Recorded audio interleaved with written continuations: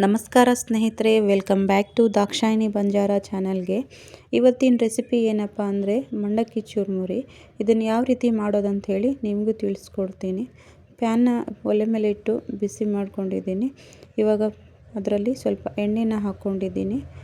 ಒಂದು ಸ್ಪೂನ್ ಸಾಸಿವೆ ಮತ್ತು ಒಂದು ಸ್ಪೂನ್ ಜೀರಿಗೆನ ಹಾಕ್ಕೊಂಡಿದ್ದೀನಿ. ಇವಾಗ 2 ಹಸಿಮೆಣಸಿನ್ಕಾಯಿನ ಹಾಕ್ಕೊಂಡಿದ್ದೀನಿ ಸ್ನೇಹಿತರೆ.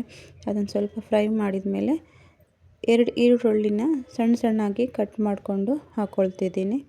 ಎರಡನ್ನು ಚೆನ್ನಾಗಿ ಫ್ರೈ ಮಾಡ್ಕೊಳ್ಳಿ. ಇವಾಗ ಇದಕ್ಕೆ ಹುಣಸೆಹಣ್ಣು ರಸನ ಹಾಕ್ಕೊಳ್ಳಿ. ಅಂದರೆ ನೀರು ಥರ ಇರೋ ರಸನೇ ಹಾಕ್ಕೊಳ್ಳಿ ಸ್ನೇಹಿತರೆ.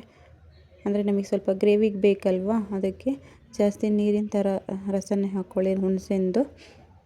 ಮತ್ತು ಇದಕ್ಕೆ ಸ್ವಲ್ಪ ಬೆಲ್ಲನ ಹಾಕ್ಕೊಳ್ಳಿ. ಅಂದರೆ ಬೆಲ್ಲದಿಂದ ರುಚಿ ಚೆನ್ನಾಗಿ ಬರುತ್ತೆ. ಬೇಕಾದರೆ ನಿಮಗೆ ಬೇಡ ಅಂದರೆ ಹಾಕ್ಕೋಬೇಡಿ, ಅಂದರೆ ಚೆನ್ನಾಗಿ ರುಚಿ ಬರುತ್ತೆ ಬೆಲ್ಲ ಕರಗೋ ತನಕ ಸ್ವಲ್ಪ ಬೇಯಿಸ್ಕೊಳ್ಳಿ. ಇವಾಗ ಎರಡನ್ನೂ ಚೆನ್ನಾಗಿ ಬೇಯಿಸಿದ ಮೇಲೆ ಒಂದು 1/2 ಸ್ಪೂನು ಅರಿಶಿಣ, ಹಾಗೆ ನಿಮಗೆ ಎಷ್ಟು ಖಾರ ಬೇಕೋ ಅದರ ಮೇಲೆ ಖಾರದ ಪುಡಿನ ಹಾಕ್ಕೊಳ್ಳಿ.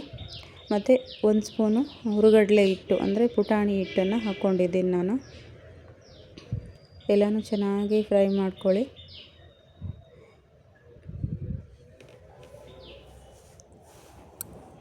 ನೋಡಿ ಫ್ರೈ ಆಗಿದೆ, ಎಣ್ಣೆ ಬಿಟ್ಕೊಳ್ತಿದೆ ನೋಡಿ ಫ್ರೈ ಆಗಿದ ಮೇಲೆ.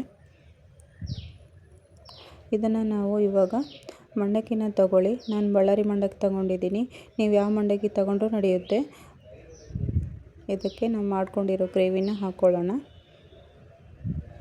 ಮತ್ತು ಹಸಿ ಟೊಮ್ಯಾಟೊ, ಒಂದು ದೊಡ್ಡ ಟೊಮ್ಯಾಟೊನ ತೊಗೊಂಡಿದ್ದೀನಿ ಸಣ್ಣದಾಗಿ ಕಟ್ ಮಾಡಿಕೊಂಡು, ಮತ್ತು ಕೊತ್ತಂಬರಿ ಸೊಪ್ಪು, ಮತ್ತು ಪುಟಾಣಿ ಹಿಟ್ಟು 2 ಸ್ಪೂನು ಕಡಲೆ ಹಿಟ್ಟು ಹಾಕ್ಕೊಂಡು ಚೆನ್ನಾಗಿ ಮಿಕ್ಸ್ ಮಾಡ್ಕೊಳ್ಳಿ ಸ್ನೇಹಿತರೆ. ಸ್ಪೂನಿಂದ ಆಗಲಿಲ್ಲ ಅಂದರೆ ಕೈಯಿಂದನೂ ಕೂಡ ಮಿಕ್ಸ್ ಮಾಡ್ಕೋಬೋದು. ಹಾಗೆ 1 ಸ್ಪೂನು ಉಪ್ಪು. ಇವಾಗ ಸೇವನ್ನು ಹಾಕ್ಕೊಳ್ಳಿ. ಸೇವಿಂದನೇ ಮಂಡಕ್ಕಿ ರುಚಿ ಬರುತ್ತೆ ಸ್ನೇಹಿತರೆ. ಚೆನ್ನಾಗಿ ಕಲಿಸ್ಕೊಳ್ಳಿ ಸ್ನೇಹಿತರೆ ಸೇವನ್ನ ಹಾಕ್ಕೊಂಡು. ಮತ್ತು ಯಾರೆಲ್ಲ ಈ ವಿಡಿಯೋನ ನೋಡ್ತಿರೋರು ಎಲ್ಲರೂ ಲೈಕ್ ಮಾಡಿ ಮತ್ತು ಸಬ್ಸ್ಕ್ರೈಬ್ ಮಾಡ್ಕೊಳ್ಳಿ, ಹಾಗೆ ಶೇರ್ ಮಾಡಿ ಸ್ನೇಹಿತರೆ. ಚುರುಮುರಿಯನ್ನು ಮಾಡಿದ ತಕ್ಷಣ ತಿನ್ಬೇಕು ಸ್ನೇಹಿತರೆ, ಇಲ್ಲಾಂದರೆ ಮಂಡಕ್ಕಿ ಬೇಗ ಮೆತ್ತಗಾಗ್ಬಿಡುತ್ತೆ.